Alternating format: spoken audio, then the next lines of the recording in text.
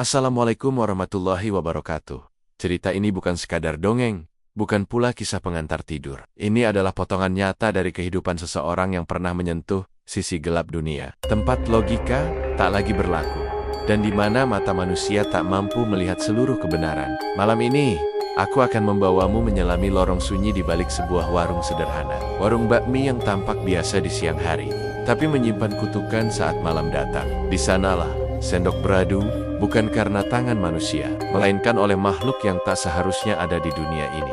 Duduklah yang tenang, jangan menoleh ke belakang saat kisah ini dimulai. Karena begitu kamu ikut mendengar, mereka juga mulai mendengarmu. Di sebuah kota kecil yang tak terlalu ramai, hiduplah seorang pria bernama Rizal, berusia 35 tahun. Ia dikenal sebagai penjual bakmi keliling yang ulet dan ramah. Setiap sore, ia mendorong gerobak bakminya berkeliling kampung, memanggil pelanggan dengan suara khasnya, bakmi panas, enak. Namun, hidup Rizal tidak mudah. Ia tinggal di rumah kontrakan sederhana di pinggiran pasar, dan penghasilannya pas-pasan. Istrinya sudah lama meninggal karena sakit, dan sejak itu Rizal hidup sendirian. Meski begitu, ia selalu tersenyum dan tak pernah mengeluh. Walau kadang terdengar suara rintihan doa dari balik bilik rumahnya saat malam tiba. Doa panjang penuh harapan agar hidupnya berubah. Hingga suatu hari, segalanya berubah begitu cepat dan mencurigakan, tanpa ada kabar atau cerita. Rizal tiba-tiba membuka sebuah warung bakmi besar di tengah kota. Letaknya strategis, dekat terminal, dan sangat mencolok. Plang nama besar bertuliskan Bakmi Rizal, paling lezat, paling ramai, terpampang megah. Tidak hanya itu, warungnya dipenuhi lampu gantung cantik, cat baru, dan perlengkapan dapur, lengkap semua terlihat mewah dan mahal. Padahal sebelumnya, ia bahkan kesulitan membayar sewa kontrakan. Lebih mencengangkan lagi, pengunjung warungnya tak pernah sepi. Setiap hari, dari pagi hingga larut malam, warung itu selalu penuh. Orang-orang rela antre panjang demi semangkuk bakmi buatan Rizal. Rasanya memang di luar nalar gurihnya, sedapnya, dan aroma kuahnya seperti bikin orang ketagihan. Beberapa pelanggan bahkan datang 2 kali sehari. Warga sekitar mulai bertanya-tanya, ini orang dapat rezeki dari mana ya? Kok bisa sukses mendadak begini? Apa jangan-jangan pakai cara nggak wajar? Namun Rizal selalu menjawab dengan senyum lebar. Namanya usaha, Mas. Kalau sungguh-sungguh, ya pasti berhasil. Jangan suzon. Rizal kemudian mempekerjakan 2 orang karyawan muda bernama Edi 25 tahun dan Lukman 27 tahun untuk membantunya di warung. Tugas mereka sederhana, melayani pelanggan, mencuci piring, dan menjaga kebersihan. Tapi ada satu hal yang membuat mereka heran. Rizal melarang mereka masuk dapur saat malam tiba. Pokoknya jam 9 malam ke atas, kalian gak usah kidapper. Kalau ada suara apapun dari dalam, diamkan saja. Itu biasa, katanya sambil menatap mereka tajam. Larangan itu membuat Edi dan Lukman bingung. Loh, bukannya kita harus bersih-bersih dapur sebelum tutup? Udah, ikutin aja kata saya. Jangan banyak tanya, kalian kerja aja yang benar. Gaji kalian saya kasih double. Karena iming-iming gaji besar, mereka pun menuruti larangan itu. Tapi dalam hati, mereka mulai merasa ada yang tak beres. Malam-malam berikutnya, mereka mulai mendengar suara-suara aneh dari balik dapur yang terkunci. Bunyi panci jatuh, suara sendok baradu, bahkan suara seperti seseorang sedang mengaduk kuah dalam kuali besar. Pernah juga terdengar tawa kecil, tawa yang tidak terdengar. Seperti manusia biasa, suara-suara itu membuat bulu kuduk Edi dan Lukman berdiri. Mereka saling pandang, tapi tidak berani bicara banyak. Apalagi setelah Rizal memperingatkan ulang, jangan ganggu yang di dapur. Mereka bagian dari usaha saya. Kalimat itu terdengar seperti lelucon tapi juga seperti ancaman. Malam semakin larut, warung itu tetap ramai. Tapi di balik kesuksesan Rizal, ada sesuatu yang gelap dan belum terungkap. Sesuatu yang disembunyikan rapat-rapat di balik pintu dapur yang selalu terkunci. Minggu pertama bekerja di warung bakmi milik Rizal terasa menyenangkan bagi Edi dan Lukman. Gaji mereka besar, kerjaan tidak terlalu berat, dan pelanggan selalu ramai. Setiap hari, dari sore sampai malam, mereka sibuk menyajikan mangkuk demi mangkuk bakmi yang tampaknya membuat pelanggan ketagihan. Namun, larangan misterius dari Rizal soal dapur setiap malam terus membekas di kepala mereka. Jam 9 malam dapur dikunci. Jangan coba-coba lihat atau masuk. Begitu Rizal selalu bilang setiap hari. Awalnya mereka menuruti saja, tapi makin lama mereka mulai merasa ada yang janggal. Bukan cuma karena larangannya yang keras, tapi juga karena suara-suara ganjil yang terdengar dari dalam dapur. Suatu malam, sekitar jam 9:30, Eddie yang sedang menyapu lantai bagian belakang mendengar suara aneh dari dalam dapur. Cekrek, cekrek, thrut, thrut. Seperti suara seseorang sedang mencacah daging dan merebus mie dalam air mendidih. Eddie menelan ludah. Ia menoleh ke arah Lukman yang sedang membersihkan meja-meja. "Luk, dengar gak?" bisiknya pelan. Lukman mendekat, ikut diam sejenak, lalu mengangguk. "Ya, kayak ada orang masak di dalam." Padahal jelas-kilas Rizal bilang, tidak ada siapa-siapa di dapur malam hari. Mereka berdua mematung, hanya saling pandang tanpa berkata-kata. Setelah suara itu reda, mereka kembali ke pekerjaan masing-masing sambil mencoba tidak memikirkannya. Tapi keanehan itu tidak berhenti. Malam berikutnya, suara dari dapur semakin jelas. Bukan hanya bunyi masakan, tapi juga terdengar suara bisikan seperti suara perempuan menyanyi lirih. Nadanya lambat dan menyeramkan. Sesekali diikuti suara tawa kecil yang parau, seperti suara makhluk tua yang kehabisan napas. Eddie mulai gelisah. Saat warung mulai sepi, ia memberanikan diri bertanya pada Rizal, "Pak, maaf, boleh tanya nggak?" "Apa?" jawab Rizal sambil memeriksa bahan baku di meja. "Itu, suara dari dapur, kayak ada orang masak." "Emang siapa yang masak malam-malam?" Rizal menghentikan gerakannya, lalu menatap Eddie dengan tajam. Tatapannya dingin, tidak seperti biasanya. "Kamu percaya nggak kalau saya bilang, itu bukan urusan kamu?" Eddie tercekat. Maaf pak." Rizal meletakkan pisau potongnya, lalu berkata dengan nada serius, "Kamu kerja di sini buat bantu saya, bukan buat tahu semua rahasia. Kalau kamu terlalu banyak ingin tahu, kamu sendiri yang akan rugi." Sejak malam itu, Eddie tidak pernah bertanya lagi, tapi rasa takutnya semakin menyadiji. Sementara itu, Lukman mencoba tetap tenang, tapi ia pun tak bisa membohongi perasaan bahwa warung ini menyimpan sesuatu yang tidak wajar. Ia pernah melihat seekor kucing hitam keluar dari bawah meja dapur dengan mata menyala merah di tengah malam. Tapi saat dikejar, kucing itu menghilang begitu saja. Hari-hari terus berjalan, warung tetap ramai. Pengunjung datang dari berbagai penjuru kota, bahkan ada yang datang dari luar kota hanya karena mendengar cerita kelezatan bakmi Rizal. Namun, Eddie mulai berubah. Ia jadi lebih pendiam, sering bengong saat melayani pelanggan, dan setiap malam berkeringat dingin. "Loh, aku sering mimpi aneh," bisiknya suatu malam saat mereka sedang beres-beres. "Kayak apa?" tanya Lukman. "Aku mimpi ada makhluk tinggi, berkepala kambing, matanya merah. Dia masak bakmi sambil liatin aku. Tangannya panjang banget, dan suaranya kayak geraman." Lukman menelan ludah. Ia juga merasa ketakutan, tapi tak bisa berbuat apa-apa. Sejak malam itu, Eddie mulai sering sakit. Tubuhnya lemas, matanya sayu, dan sering mengigau saat tertidur di bangku warung. Rizal hanya melihat sekilas lalu bilang, kalau nggak kuat kerja, ya berhenti aja, daripada jadi beban. Dan benar saja, seminggu kemudian, Eddie memutuskan berhenti.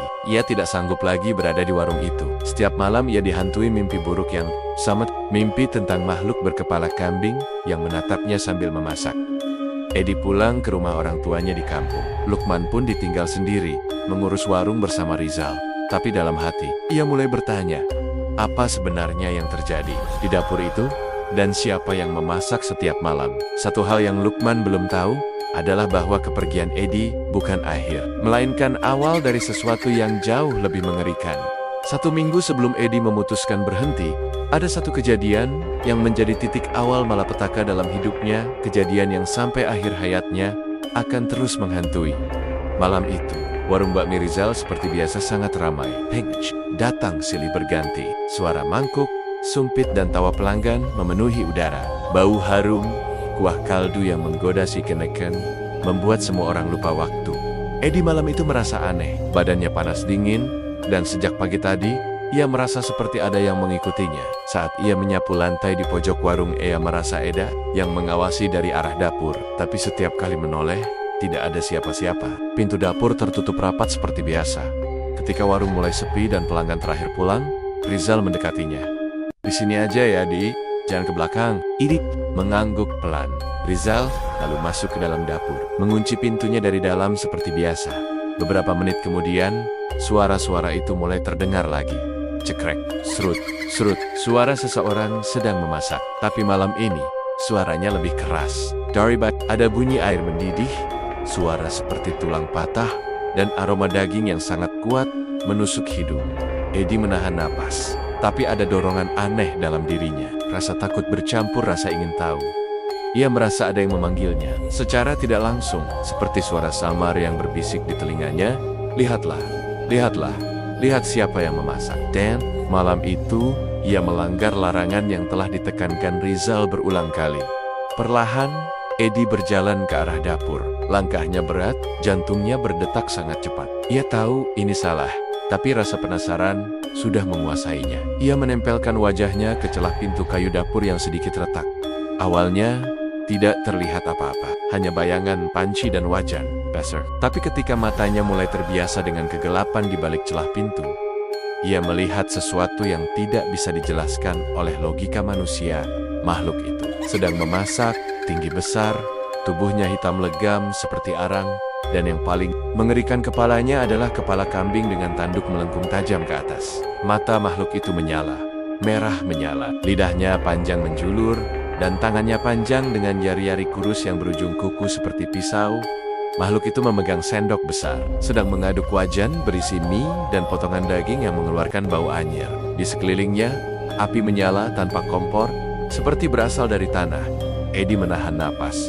Tubuhnya gemetar hebat. Ia ingin berteriak, tapi mulutnya tak bisa terbuka. Ingin lari, tapi kakinya seolah membeku. Tiba-tiba, makhluk itu menoleh. Mata merahnya menatap tepat ke arah celah pintu tempat Eddie mengintip. Tanpa suara, makhluk itu tersenyum. Senyum yang membuat darah Eddie seolah berhenti mengalir dalam satu kedipan. Makhluk itu menghilang dari balik dapur. Eddie terpental ke belakang dan jatuh pingsan di lantai warung. Lukman, yang saat itu sedang membersihkan tempat cuci piring, mendengarnya dan segera berlari menghampiri. Ia menemukan Eddie tergeletak dengan mata terbuka dan mulutnya komat kemit seperti membaca doa. Ketika Eddie siuman, ia hanya bisa menangis. "Aku lihat, Luk. Aku lihat sendiri. Dia bukan manusia." Lukman bingung dan panik, mencoba menenangkan Eddie. Tapi malam itu, Eddie seperti kehilangan akal sehat. Keesokan harinya, Eddie tidak datang bekerja. Ia menghilang begitu saja tanpa kabar. Rizal hanya berkata singkat, kalau dia nggak sanggup, ya udah, rezeki bukan di sini. Tapi Lukman tahu, Eddie bukan pergi karena tidak sanggup bekerja.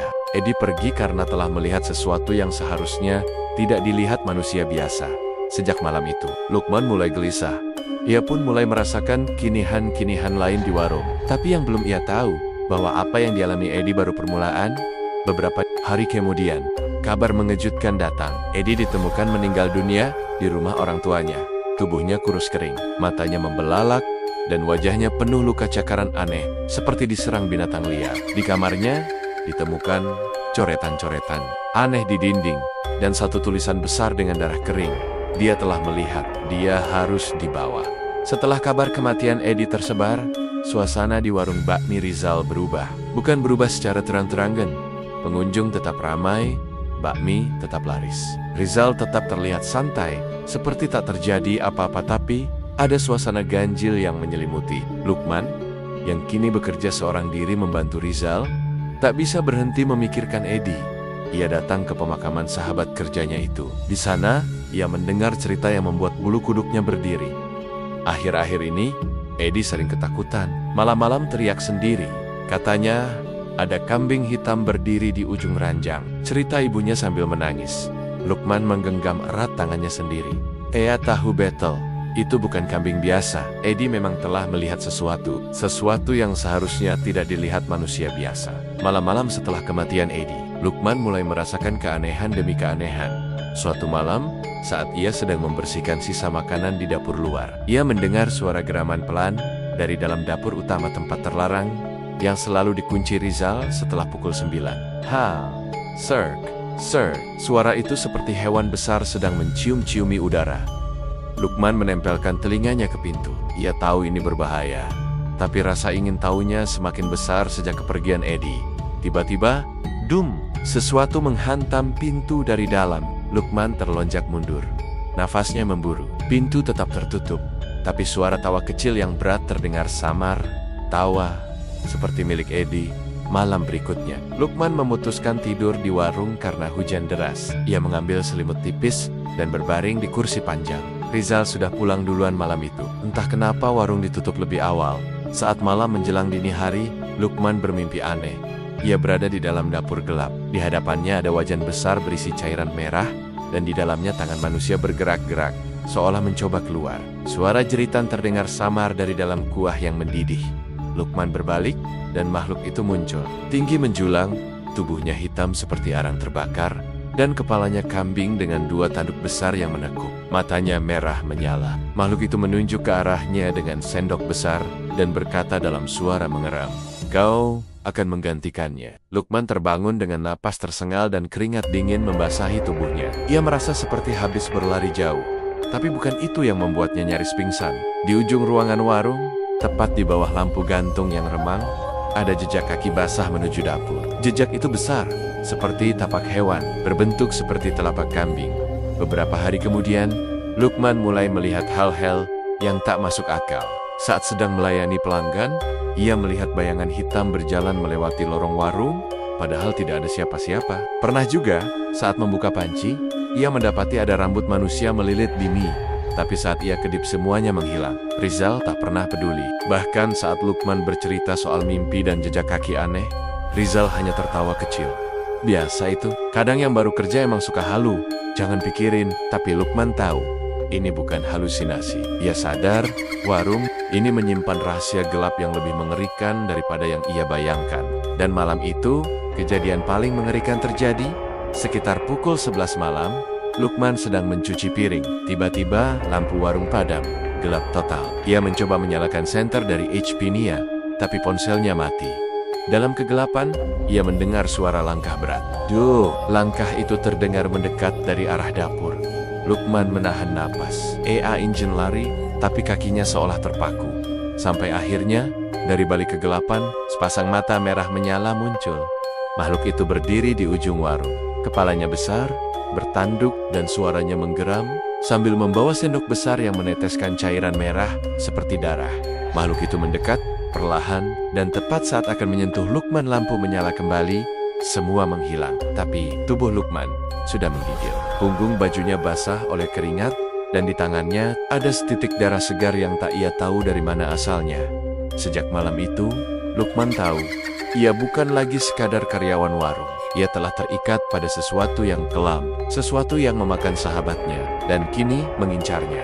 Setelah malam penuh teror itu, Lukman tak bisa tenang. Setiap kali membuka mata, ia takut melihat bayangan kepala kambing di ujung ruangan. Tiap ia menutup mata, suara sendok beradu dengan wajan kembali terdengar dalam pikirannya. Suara itu bukan sekadar bunyi, melainkan panggilan. Panggilan dari sesuatu yang ingin menunjukkan, kau selanjutnya. Hari-hari berikutnya, Lukman tetap bekerja. Tapi kali ini, bukan karena ingin gaji. Ia merasa harus menyelesaikan apa yang telah Edi mulai. Harus ada yang mengungkap apa yang sebenarnya terjadi di warung itu dan siapa sebenarnya Rizal, bos, yang selama ini terlihat biasa saja, tapi menyimpan rahasia gelap di balik senyumnya. Lukman memutuskan untuk menyelidiki masa lalu. Rizal, ia memulai dari pasar lama tempat Rizal dulu berjualan bakmi keliling. Ia bertanya kepada beberapa pedagang lama di sana. Banyak yang masih ingat sosok Rizal dulu. Dulu mah kasihan, Luk, ujar salah satu pedagang sayur. Dia tiap hari dorong gerobak, kehujanan, kepanasan. Kadang seharian cuma laku 3 mangkuk. Terus, kok bisa sekarang punya warung besar, Bu? Tanya Lukman penasaran. Pedagang itu menggeleng pelan. Gak tahu juga. Tapi yang aneh tuh, dia sempat menghilang hampir 2 bulan. Katanya, pergi ke gunung. Habis itu, pulang-pulang langsung buka warung. Kid, minyak langsung enak banget. Sampai aneh rasanya. Lukman merinding. 2 bulan? Gunung? Ia semakin yakin ada sesuatu yang Rizal lakukan saat menghilang itu. Dan tempat yang dituju mungkin bukan sekadar pegunungan biasa. Lukman kembali ke rumah dan mulai mencari informasi tentang pesugihan di gunung. Ia membuka forum-forum spiritual, membaca artikel lama, hingga menonton video tentang dukun dan pemujaan gaib. Di salah satu forum, ia menemukan kisah yang membuat tengkuknya dingin. Ada pesugihan lama dari Gunung G, yang konon bisa membuat seseorang sukses dalam sekejap. Tapi syaratnya harus menyerahkan tumbal. Dan yang membantu proses itu adalah makhluk bernama si kepala kambing. Tugasnya, memasak rezeki dari darah manusia yang melihat ritualnya. Lukman langsung teringat Edi. Edi pernah bercerita kalau ia melihat makhluk itu memasak. Dan tak lama setelah itu, ia meninggal. semuanya mulai masuk akal. Dapur itu bukan dapur biasa. Ia adalah tempat di mana ritual gaib dijalankan. Dan makhluk berkepala kambing itu bukan sekadar penunggu. Ia adalah pelayan dari dunia gelap yang membantu Rizal dengan bayaran yang sangat mahal. Malamnya, Rizal mengajak Lukman duduk di teras warung. Ia membawa 2 gelas kopi dan menawarkan sebatang rokok. Ayo, temani sebentar. Sepi juga kalau nggak ada teman ngobrol. Lukman duduk dengan hati-hati. Ia memandangi wajah Rizal, wajah yang kini terasa asing. Walaupun sering ia lihat, Rizal tiba-tiba berkata lirih. Kamu pernah lihat sesuatu, Luk? Pertanyaan itu membuat Lukman membeku. Lihat, apaan, Pak? Rizal menatap jauh ke jalanan yang sepi. Kadang orang bisa salah langkah. Kaya, sukses, terkenal, tapi bayarnya mahal. Kamu percaya yang begituan? Lukman tak langsung menjawab. Ia menatap Rizal, mencoba mencari maksud tersembunyi dari ucapannya. Rizal melanjutkan, dengan suara yang nyaris bergetar, satu hal yang paling sulit dari hidup ini, Luk, adalah saat kamu tahu rezekimu bukan dari Tuhan, tapi dari mereka. Dan kamu nggak bisa lepas begitu saja. Malam itu, Rizal bicara banyak tapi tidak menyebut nama, tidak menyebut ritual, tidak menyebut makhluk. Tapi Lukman tahu, Rizal sedang mengaku. Secara tersirat, dan yang lebih mengerikan, Rizal menatap Lukman lalu berkata, kalau suatu hari aku nggak ada, warung ini kamu teruskan aja. Modalnya sudah ada, dapurnya sudah lengkap. Yang penting, jangan pernah lupa kasih mereka makan tiap malam Jumat. Lukman menahan napas, perasaannya benar-benar tak karuan. Rizal seperti sedang menyiapkan Lukman sebagai penerus warung, penerus pesugihan. Setelah malam itu, Lukman hanya punya 2 pilihan, pergi dan meninggalkan semua ini. Tapi kemungkinan akan diburu seperti Edi, atau tetap tinggal dan mencari cara menghentikan kutukan ini dari dalam. Dan waktu tidak banyak. Malam Jumat sudah semakin dekat. Hari-hari setelah pembicaraan aneh dengan Rizal, hati Lukman makin tak tenang. Kalimat itu, kalau aku nggak ada, warung ini kamu terusin, terus terenggenggeng di kepalanya. Bukan tawaran, tapi semacam penyerahan warisan kutukan. Warung itu bukan warung biasa. Dapurnya bukan sekadar tempat memasak, dan bukan sekadar penjual bakmi. Hari itu, Rizal terlihat sangat letih. Wajahnya pucat, matanya cekung, dan tubuhnya seperti kehilangan semangat. Lukman memperhatikan dari jauh, dan diam-diam mulai menyusun rencana. Ia harus masuk ke dapur. Ia harus melihat sendiri kebenaran yang selama ini tersembunyi. Malam itu, warung sepi lebih cepat dari biasanya. Hujan deras mengguyur kota. Pulang lebih awal, meninggalkan Lukman untuk membersihkan sisa pekerjaan. Saat suara motor Rizal menghilang di kejauhan, Lukman berdiri di depan pintu dapur yang selama ini jadi tempat terlarang. Tangannya gemetar saat menyentuh gagang pintu. Terkunci, tapi ia sudah sayap dari saku jaketnya. Ia mengeluarkan kunci duplikat yang ia buat diam-diam seminggu lalu. Dengan hati-hati, ia masukkan ke lubang kunci, memutar perlahan, klik. Pintu terbuka. Aroma aneh langsung menyambutnya. Campuran bau daging mentah, darah, dan bumbu rempah yang menusuk. Lampu remang-remang membuat ruangan terlihat suram. Tapi, yang membuat Lukman tertegun adalah benda-benda aneh yang ada di dalam dapur itu. Di sudut ruangan, ada meja kayu tua penuh sesaji, bunga melati, rokok kretek, ayam hitam utuh, dan segelas darah segar. Di bawahnya, ada lilin merah yang masih menyala, dan sebuah kendi tanah liat yang mengeluarkan uap dingin. Lukman mendekat. Ia melihat sesuatu yang membuatnya mual. Di atas meja pemotong daging, ada potongan kuku manusia, dan di sampingnya ada kain kafan kotor berlumur darah. Semua itu bukan dekorasi. Ini adalah perlengkapan ritual.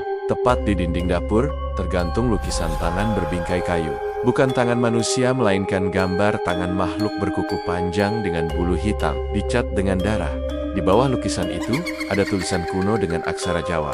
Lukman tak bisa membacanya, tapi ia merasa tulisan itu seperti mantra pemanggil saat ia hendak berbalik.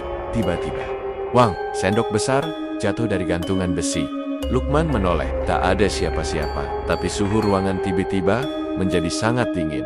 Nafasnya keluar seperti uap. Ia mulai merasa ada yang mengawasinya. Dari bayangan kaca panci besar, ia melihat sosok tinggi dengan kepala kambing berdiri di belakangnya. Ketika ia menoleh, makhluk itu sudah tak ada, tapi suara langkah pelan terdengar dari balik dinding. Langkah yang tidak seperti manusia.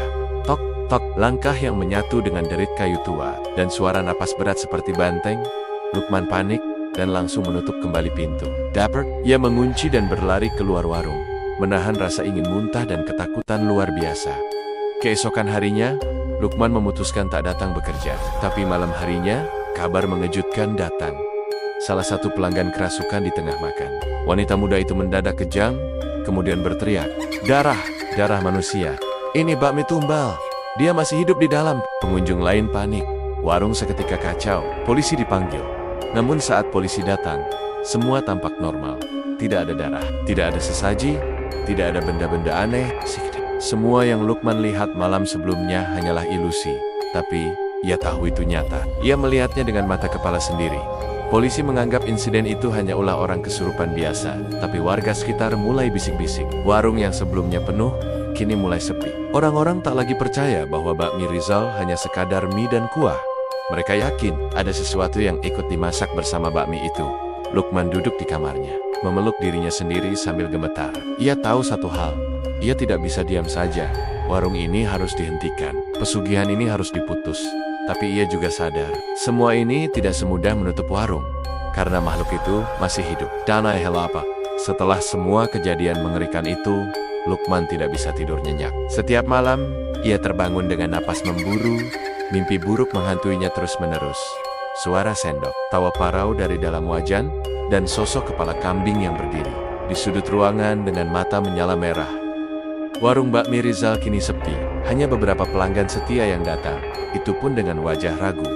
Isu soal bakmi tumbal manusia semakin menyebar. Warga kampung berbisik-bisik dan sebagian mulai menjauh dari Rizal. Sementara itu, Rizal justru tampak semakin kurus, lemas. Tanmir, ia jarang bicara, bahkan lebih sering melamun saat duduk di depan warung. Beberapa kali, Lukman melihat Rizal bicara sendiri dalam bahasa yang aneh, seolah sedang berdoa, atau mungkin memanggil sesuatu. Lukman tahu ia tidak bisa terus seperti ini. Ia tidak bisa diam saja melihat temannya mati, warung ini terkutuk, dan Rizal terus terjerat dalam perjanjian gaib itu. Akhirnya, dengan nekat, ia pergi ke desa terpencil di kaki gunung, tempat ia dengar ada seorang dukun tua yang dikenal mampu menangani hal-hal gaib. Namanya Mbah Suro, seorang kiai sepuh yang sudah jarang mau menerima tamu. Lukman menempuh perjalanan panjang dengan motor, melewati jalanan berbatu dan hutan bambu. Rumah Mbah Suro terletak jauh dari permukiman, tersembunyi di balik rerimbunan pohon besar. Saat tiba, ia disambut oleh seorang lelaki muda yang merupakan cucu Mbah Suro. "Ngapunten, mau apa ya mas? Aku mau bertemu Mbah Suro.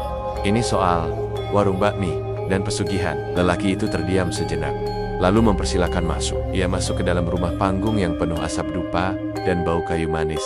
Di tengah ruangan, duduk seorang kakek tua, berjubah putih, dan bersorban lusuh. Dengan mata tajam yang langsung menatap Lukman, begitu ia masuk, "Namamu Lukman," ucap sang dukun.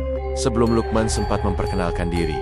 "Betul mbah, saya mau minta tolong. Teman saya Rizal." Mbah Suro mengangkat tangannya, menyuruh Lukman diam. "Aku sudah tahu, warung bakmi, kepala kambing, dapur tumbal, kau sedang terikat." Lukman menunduk, nafasnya berat. "Bisakah dihentikan mbak? Saya ingin warung itu bersih. Saya ingin Rizal bebas. Saya takut, saya juga diincar." Mbah Suro menarik napas panjang, lalu mulai bercerita. Apa yang Rizal lakukan bukan pesugihan biasa. Itu termasuk dalam ilmu sugih geni, ilmu lama. Dari jalur kiri, dari Gunung Guntur. Dalam perjanjian itu, makhluk penunggu dapur akan membantu memasak dan mendatangkan pelanggan. Tapi bayarnya jelas, daging manusia yang melihat prosesnya, dan jiwa si pemilik usaha di akhir kontrak. "Daging?" bisik Lukman dengan mata membesar. Mbah Suro mengangguk pelan. "Yah, karena itulah saat temanmu Edi mengintip dapur, dia jadi korban. Ia dianggap telah melihat rahasia dapur, dan itu melanggar perjanjian. Maka, harus diserahkan. Jika tidak, Rizal yang akan dihukum." Lukman merasa lemas. Jadi selama ini, bukan hanya dapur yang angker. Masakannya benar-benar dengan tumbal manusia. Tidak semua, tapi tiap periode tertentu, makhluk itu meminta bagian. Terkadang darah, terkadang kuku, terkadang daging. Yang penting, ada unsur manusia di dalam kuahnya. Lukman ingin muntah mendengar itu. "Lalu, apa saya bisa bantu Rizal keluar dari ini semua mbah?" tanyanya lirih.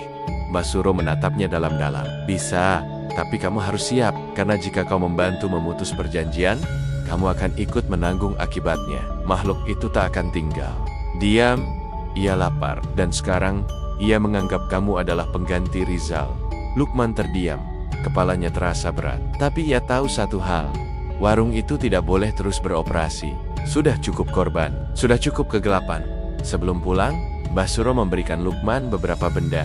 Segenggam garam gunung 7 bunga setaman, sebuah rajah berisi ayat dan huruf Jawa kuno, dan yang paling penting, sebuah lilin hitam yang harus dinyalakan di dapur saat malam Jumat Wage, tepat pukul 2 pagi. Ingat, jika kamu melakukannya, kamu harus berani menghadapinya. Jangan takut, jangan mundur, atau kau akan jadi mangsa selanjutnya. Lukman mengangguk, menggenggam benda-benda itu dengan tangan gemetar. Ia tahu, malam Jumat Wage tinggal 3 hari lagi. Dan itu berarti, malam penghakiman akan segera tiba.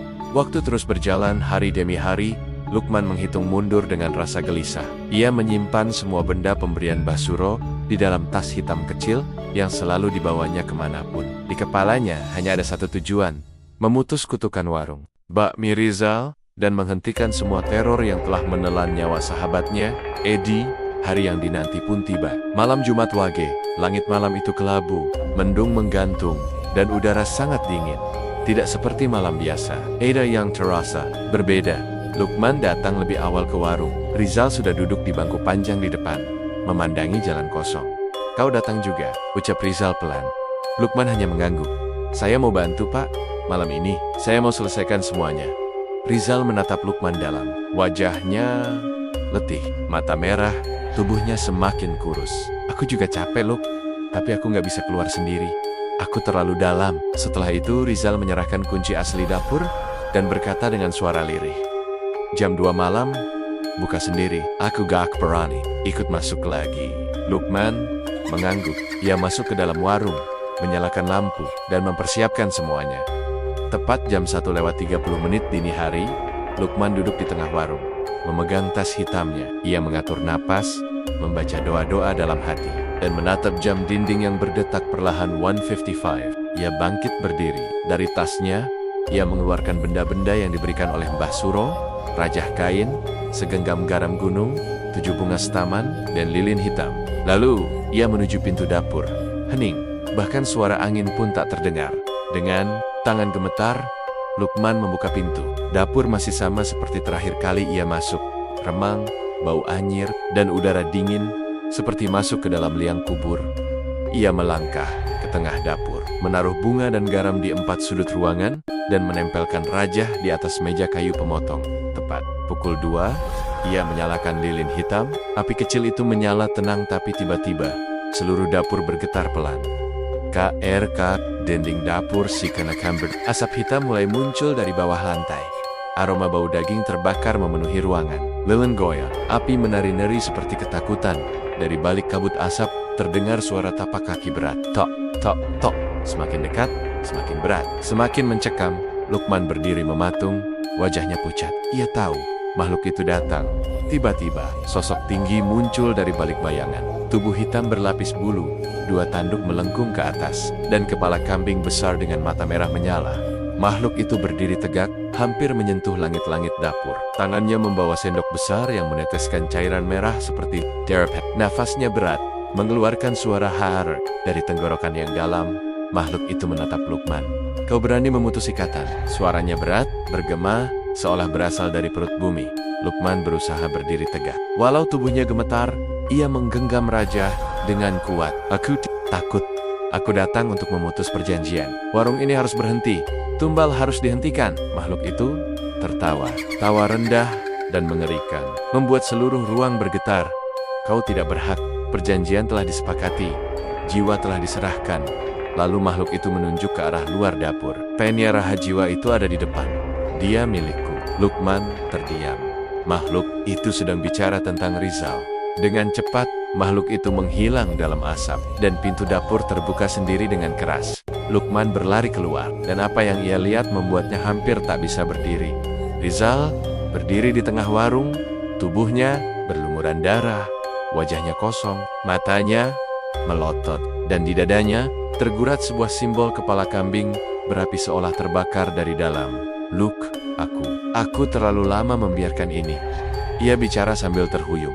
Tiba-tiba, tubuh Rizal ditarik ke belakang dengan kekuatan gaib. Meklak. Itu muncul lagi, sekarang dalam wujud utuh.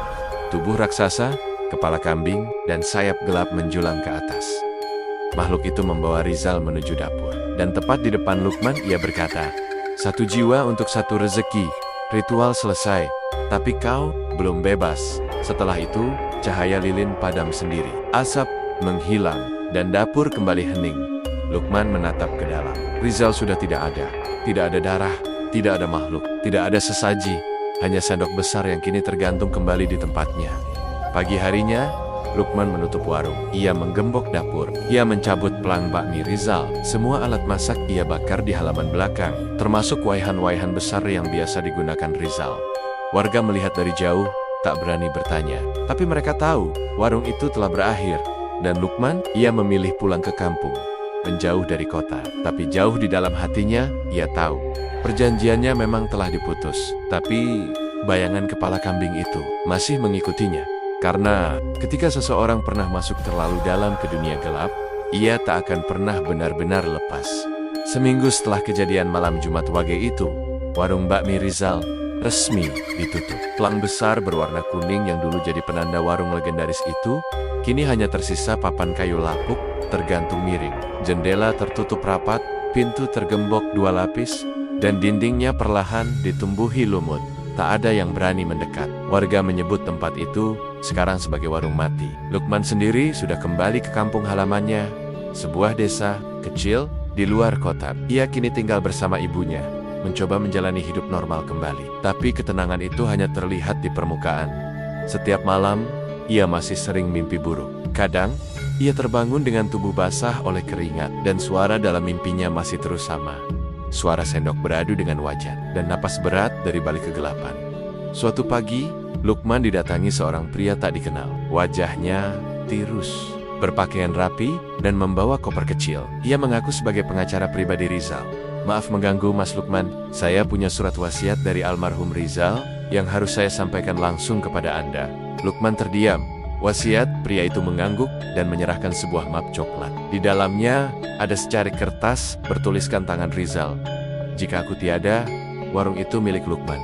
Semua sudah kuhibahkan. Kunci-kunci, surat tanah, tabungan warung, dan resep asli, semuanya untuk dia. Tapi ingat satu hal, jangan pernah menyalakan api di dapur itu lagi. Jangan pernah, atau kau akan membangunkan mereka kembali." Tangan gemetar saat membaca kalimat terakhir. Lukman tidak tahu harus merasa apa. Warung itu adalah sumber kengerian, bukan warisan. Beberapa hari berlalu, Lukman bingung. Ia tidak mau menerima warung itu. Tapi di sisi lain, ia merasa seperti harus menyelesaikan semuanya dengan benar. Ia memutuskan kembali ke kota, hanya untuk mengurus penutupan warung secara hukum dan menjual tanahnya agar tidak bisa digunakan orang lain. Saat ia tiba di sana, warung itu tampak lebih menyeramkan dari yang ia ingat. Langit mendung, dan angin bertiup pelan, membuat daun-daun kering beterbangan. Ketika ia membuka gembok pintu, bau lembab langsung menyambut. Ia masuk perlahan. Meja-meja masih seperti dulu. Dindingnya berdebu, dan bekas tempat dupa di pojok dapur sudah penuh sarang laba-laba. Namun sesuatu menarik perhatiannya. Sebuah foto tua terselip di bawah meja kasir. Foto itu memperlihatkan Rizal muda, berdiri bersama seorang pria tua yang asing. Tapi yang membuat Lukman kaget, bukan itu, melainkan latar belakang foto. Sebuah altar batu, dikelilingi lilin merah, dan kepala kambing yang tergantung di belakang altar. Ada tulisan besar berbahasa Jawa kuno, yang sama dengan yang pernah ia lihat. Di dapur, Lukman membalik foto itu. Ada tulisan tangan, "Guru pertamaku, tempat semuanya dimulai." Gunung Guntur, Doismi Wisech. Lukman mulai sadar, Rizal bukan korban. Ia adalah murid dari ritual itu sejak awal. Selama ini, Rizal terlihat seolah hanya terseret. Tapi kenyataannya, ia sudah menyiapkan semuanya jauh sebelum warung itu terkenal. Bahkan mungkin, Edi dan Lukman memang disiapkan dari awal sebagai calon penerus atau tumbal. Dan yang paling mengerikan, Rizal tahu ia akan mati. Tapi ia tetap meneruskan warung itu, bukan karena ingin bebas, tapi karena ia harus menggantikan dirinya dengan orang baru. Lukman keluar dari warung sambil membawa foto dan surat. Ia tidak masuk ke dapur lagi, tidak mau tahu apa yang masih ada di dalam sana. Tapi saat ia hendak menutup pintu, ia mendengar suara lirih dari balik dapur. "Luk, bantu aku." Itu suara Rizal. lemah, penuh kesakitan. Dan setelah itu, suara sendok mengaduk kuah kembali terdengar. Lukman membeku. Tahu, Rizal belum benar-benar pergi. Rohnya mungkin masih terperangkap dalam lingkaran perjanjian itu. Mungkin tubuhnya telah jadi korban, tapi jiwanya belum bebas. Dan dapur itu masih aktif, masih menyimpan sesuatu. Lukman akhirnya menjual tanah warung itu, bukan untuk dibangun usaha lain, tapi untuk didoakan dan dijadikan tanah kosong yang tidak bisa digarap. Ia membayar seorang ulama dan para santri untuk mengadakan doa dan pembersihan selama 7 hari penuh. Ia juga membakar semua surat warisan dari Rizal. Foto, resep, dokumen warung semuanya dimusnahkan. Ia tidak ingin satu bagian pun dari warung itu diwariskan lagi ke siapapun. Satu-satunya yang ia simpan hanyalah rajah pemberian Mbah Suro yang kini ia gantung di dinding kamarnya sebagai pengingat bahwa pernah ada dapur setan yang menyajikan bakmi dari darah, bahwa ada harga yang dibayar untuk kesuksesan kilat, dan bahwa tidak semua rezeki datang dari Tuhan. Beberapa mimpi buruk masih menghampirinya. Kadang ia melihat Rizal duduk di pojok warung, tersenyum sambil memegang sendok besar. Kadang ia mendengar suara mangkuk jatuh atau tawa Edi memanggil dari kejauhan. Tapi ia tahu, selama dapur itu tidak dibuka lagi, selama tidak ada yang menyalakan api di dalamnya, kutukan itu akan tetap tidur. Namun, jika suatu hari ada orang nekat yang membangun lagi warung di tanah itu, semuanya akan terulang. Dan sang penunggu berkepala kambing akan lapar kembali.